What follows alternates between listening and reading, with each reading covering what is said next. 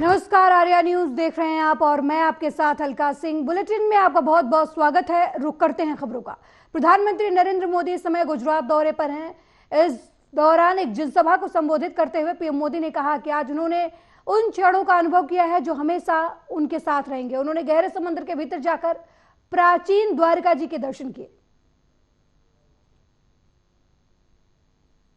हमारे शास्त्रों में भी द्वारिका के बारे में कहा गया है, भविष्यति पुरी रम्या सद्वारा प्राज्ञ तोरणा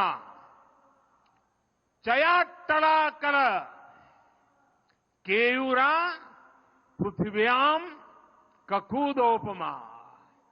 अर्थात सुंदर द्वारों और ऊंचे भवनों वाली ये पुरी पृथ्वी पर शिखर जैसी होगी। कहते हैं भगवान विश्वकर्मा ने खुद इस द्वारिका नगरी का निर्माण किया था। द्वारका नगरी भारत में श्रेष्ठ नगर, उसका आयोजन, उसका विकास का एक उत्तम उदाहरण था। आज जब मैं गहरे समुद्र के भीतर द्वारिका जी के दर्शन कर रहा था तो मैं पुरातन वही भव्यता, वही दिव्यता मनोमन अनुभव कर रहा था। मैंने वहां भगवान श्री कृष्ण को, द्वारिकाधीश को प्रणाम किया, उन्हें नमन किया। मैं अपने साथ मोर पंख भी ले कर गया था, जिसे मैंने प्रभु कृष्ण का स्मरण करते हुए वहां अर्पित किया। मेरे लिए कई वर्षों से, जब मैंने पुरातत्वविदों से ये जाना था तो एक बहुत बड़ी जिज्ञासा थी। मन करता था कभी न कभी समुद्र के भीतर जाऊंगा और उस द्वारिका नगरी के जो भी अवशेष हैं उसे छू करके श्रद्धा भाव से नमन करूंगा। अनेक वर्षों की मेरी वो इच्छा आज पूरी हुई। मेरा मन बहुत गदगद है, मैं भाव विभोर हूं। दशकों तक जो सपना संजोया हो और उसे आज उस पवित्र भूमि को स्पर्श कर करके पूरा हुआ होगा, आप कल्पना कर सकते हैं मेरे भीतर कितना अभूत आनंद होगा। वहीं लखनऊ में उत्तर प्रदेश के मुख्यमंत्री योगी आदित्यनाथ ने लोक भवन में यूपीपीसीएस के नवनियुक्त अभ्यर्थियों को नियुक्ति पत्र वितरित किए। इस दौरान अपने संबोधन में सीएम योगी ने कहा कि बेहतर सुरक्षा और कानून व्यवस्था का नतीजा आज हमारे सामने है। दुनिया भर के देश आज राज्य में निवेश कर रहे हैं।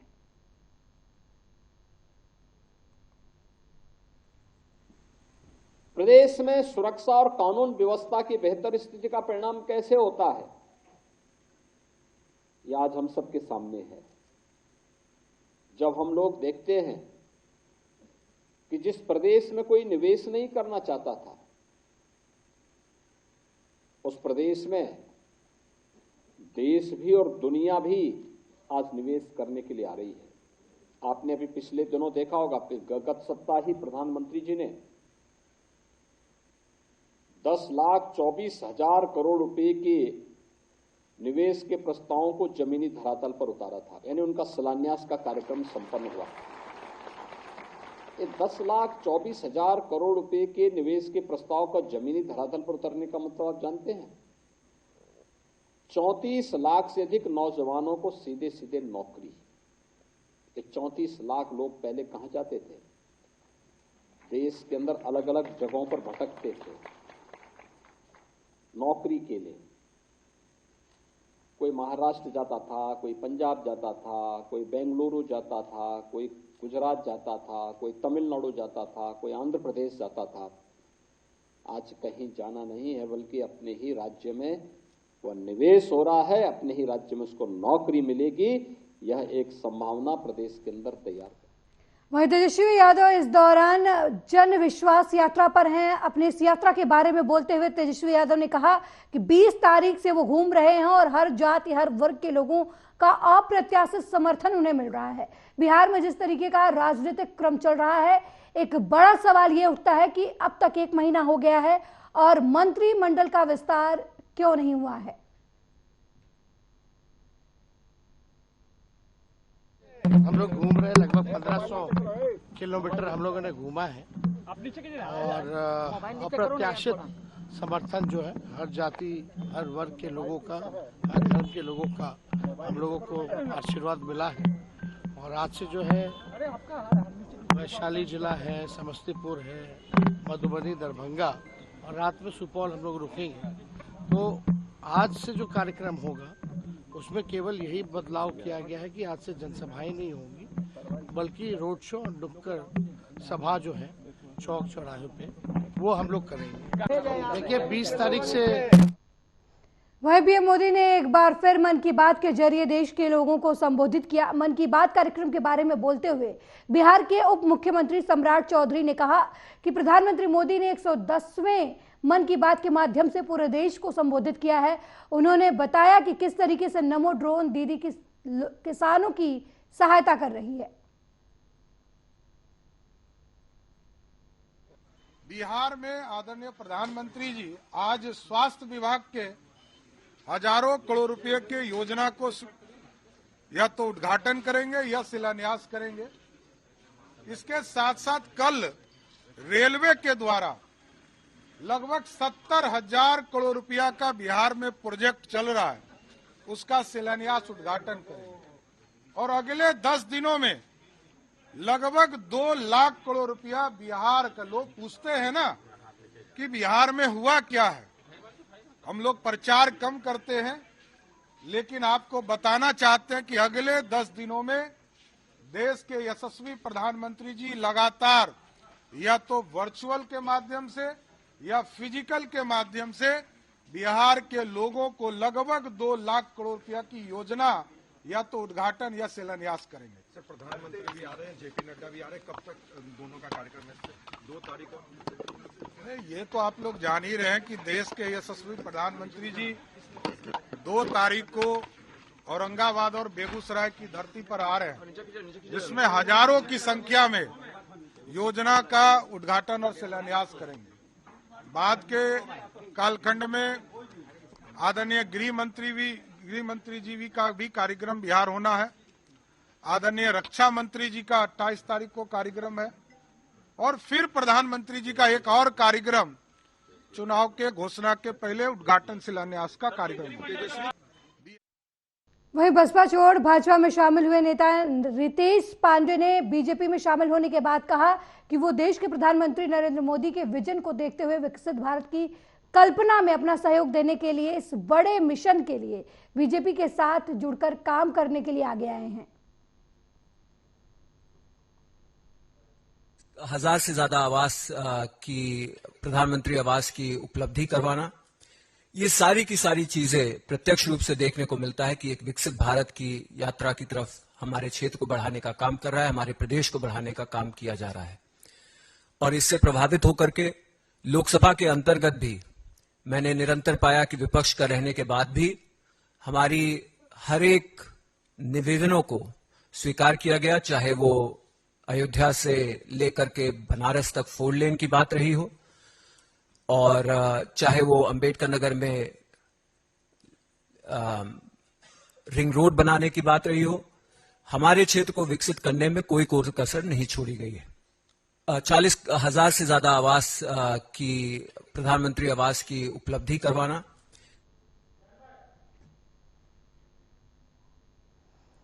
वहीं कांग्रेस की न्याय यात्रा आज राजस्थान में प्रवेश करेगी। इसको लेकर कांग्रेस नेता सचिन पायलट का बयान सामने आया है। यात्रा के बारे में बोलते हुए सचिन पायलट ने कहा कि राहुल गांधी की यात्रा लगातार देश में एक आवाज बुलंद कर रही है। नौजवान, किसान, महिला और हर वर्ग जो अपने आप को उपेक्षित महसूस कर रहा है, उसकी आवाज बनने का काम कांग्रेस पार्टी और राहुल गांधी कर रहे हैं।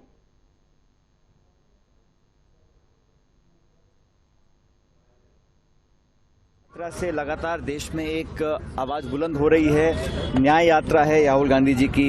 नौजवान, किसान, महिला, हर वर्ग जो आज अपने आप को अपेक्षित महसूस करता है, उसकी आवाज बनने का काम राहुल जी कांग्रेस पार्टी कर रहे हैं। आज एक लंबे सफर के बाद यात्रा 14 जनवरी को मणिपुर में चालू हुई थी। हम सब वहाँ मौजूद थे। आज बड़ी खुशी की बात है कि यात्रा उत्तर प्रदेश से होती हुई आज राजस्थान प्रवेश करेगी और आज शाम को धौलपुर में यात्रा का स्वागत होगा। भारी संख्या में आमजन, किसान, हर वर्ग के लोग, न सिर्फ कांग्रेस पार्टी के लेकिन हर पृष्ठभूमि के लोग उसमें सम्मिलित होंगे, राहुल जी का स्वागत करेंगे। यात्रा से कांग्रेस कार्यकर्ताओं को बल मिलेगा और देश में जो आज 10 साल की जो भाजपा की सरकार है उसको भी आत्मचिंतन करने पर मजबूर यात्रा करने वाली है। बड़े उत्साह के साथ हम सब लोग वहां जा रहे हैं। मुझे लगता है एक ऐतिहासिक स्वागत होगा राहुल जी की यात्रा। अगली खबर कौशाम्बी से है, जहां उत्तर प्रदेश से आगजनी की खबर सामने आई है। यह घटना कोखराज थाना क्षेत्र के भरवारी कस्बे की है, जहां पटाखा फैक्ट्री में विस्फोट होने से 4 लोगों की मौत हो गई है। घटना के बारे में जानकारी देते हुए एसपी ब्रजेश कुमार श्रीवास्तव ने कहा कि एक पटाखा फैक्ट्री में आग लगी है। हादसे में 4 लोगों की मौत हुई है, कुछ लोग घायल हुए हैं जिन्हें अस्पताल में भर्ती कराया गया है। बचाव अभियान लगातार जारी है।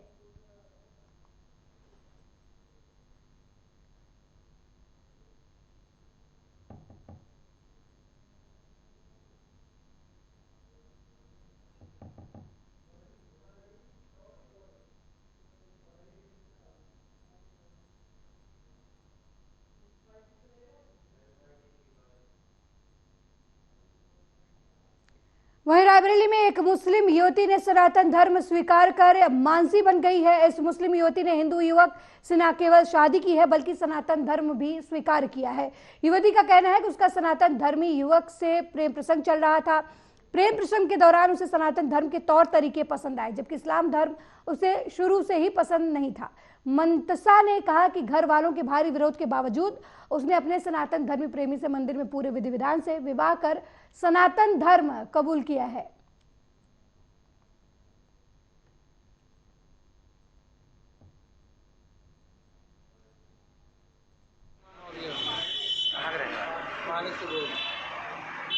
आपने जो भी शादी किया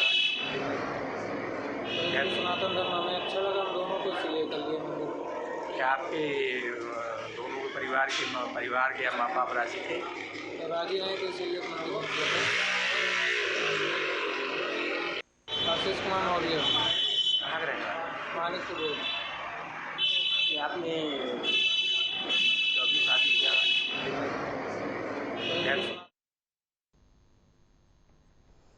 वहीं मैनपुरी की आगरा लखनऊ एक्सप्रेसवे पर तेज रफ्तार का कहर देखने को मिला है। कासगंज के बाद एक बार फिर मैनपुरी में तेज रफ्तार का कहर देखने को मिला है, जहां एक कार लखनऊ की तरफ जा रही थी, तभी आगरा एक्सप्रेसवे के 97 माइलस्टोन के पास खड़े ट्रक में पीछे से टक्कर मार दी, जिसकी वजह से कार के पर खच्चे उड़ गए और उसमें सवार 4 लोगों की मौके पर ही मौत हो गई।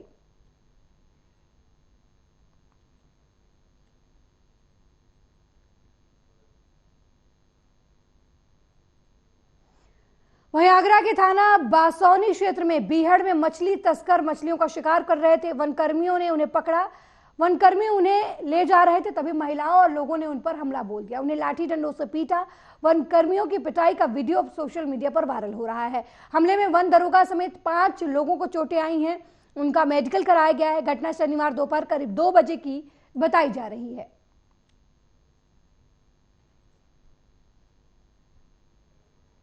कुछ गांव के लोगों के द्वारा उनके ऊपर हमला कर दिया गया, जिसमें हमारा स्टाफ घायल हुआ है। तो मैंने एसओ को फ़ोन किया, एसीपी। कुछ गांव के लोगों के द्वारा उनके ऊपर हमला कर दिया गया, जिसमें हमारा स्टाफ घायल हुआ है। तो मैंने एसओ को फ़ोन किया, एसीपी साहब से बात हुई, हम भी मौके पर वहाँ गए। तो स्टाफ के द्वारा हमको जानकारी दी गई कि लोग नदी के किनारे गश्त कर रहे थे। रूटीन गश्त जो हमारे यहाँ कंटिन्यू चलता है, तो कहीं उनको मुखबिर से सूचना प्राप्त हुई कि कहीं नदी के किनारे कुछ लोग शिकार कर रहे हैं। उसकी खोज के लिए लोग वहाँ पहुँचे तो वहाँ मौके पर जो सूचना थी उस सत्य पाई। उन्हें कुछ शिकारियों को घेर के पकड़ा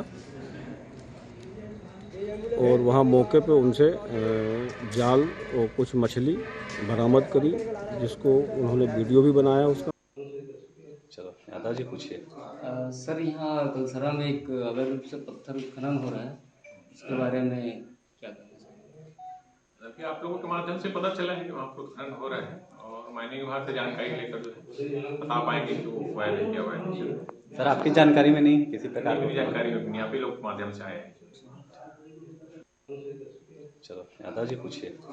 सर, यहाँ कलसरा में एक अवैध रूप से पत्थर खनन हो रहा है, उसके बारे में क्या कहना चाहिए? फिलहाल कुआं में शॉर्ट सर्किट की वजह से एक 4 पहिया वाहन में आग लग गई। आग ने कुछ ही समय में विकराल रूप धारण कर लिया, पूरी गाड़ी को अपने चपेट में ले लिया। गनीमत रही कि आग लगने से कोई जन हानि नहीं हुई है। वहीं घटना की सूचना पाकर मौके पर पहुंची फायर ब्रिगेड की टीम ने कड़ी मशक्कत के बाद आग पर काबू पाया।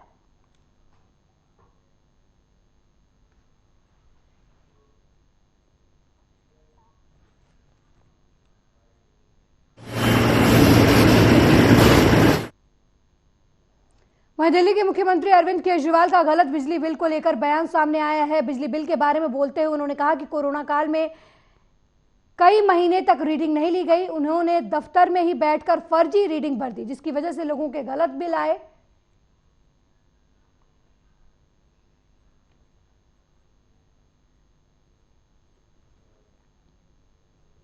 कोरोना काल में कोरोना की वजह से कई महीने मीटर रीडिंग लेने नहीं गए।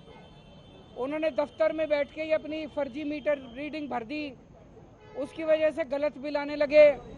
जनता ने भरे नहीं, उस पर इंटरेस्ट लगता गया, उस पर एलपीसी पेनल्टी लगती गई और बिल लाखों में पहुंच गए। इसकी वजह से पूरी दिल्ली के अंदर हमने एक असेसमेंट किया है, लगभग 11 लाख परिवारों के बिल गलत आ रहे हैं दिल्ली के अंदर। 11 लाख परिवारों के बिल ठीक नहीं किए जा सकते। ठीक करने लग गए 80 साल लगेंगे। तो हम एक स्कीम लेके आए हैं कि ये जो पुराने बिल जिनके गलत आ रहे हैं, इनके बिल ठीक किए जाएं ऑटोमेटिक कंप्यूटर में डाल के। जिन लोगों की पुरानी 5 साल में 2 ओके रीडिंग है, उसका एवरेज निकाल लेते हैं। जो ओके है, जो कस्टमर ने कहा हाँ ओके है, हमने भी कहा ओके है, उसकी ओके रीडिंग की एवरेज निकाल लेते हैं और सारे महीनों की उसके हिसाब से कैलकुलेट कर लेंगे हमारा अपना। और जिसकी 20,000 से कम आएगी उसके 0। वहीं राज्यसभा सांसद कपिल सिब्बल ने संदेह के आधार पर गिरफ्तारी पर नाराजगी जाहिर की है। उन्होंने कहा कि अंग्रेज के पास ये प्रावधान थे, संदेह के आधार पर किसी को भी गिरफ्तार कर सकते थे। वो चाहे जिसे गिरफ्तार कर लेते थे, वे नहीं चाहते थे कि लोग ब्रिटिश सरकार के खिलाफ बोलें। उन्होंने कहा कि उन्हें इस समाधान से समस्या है।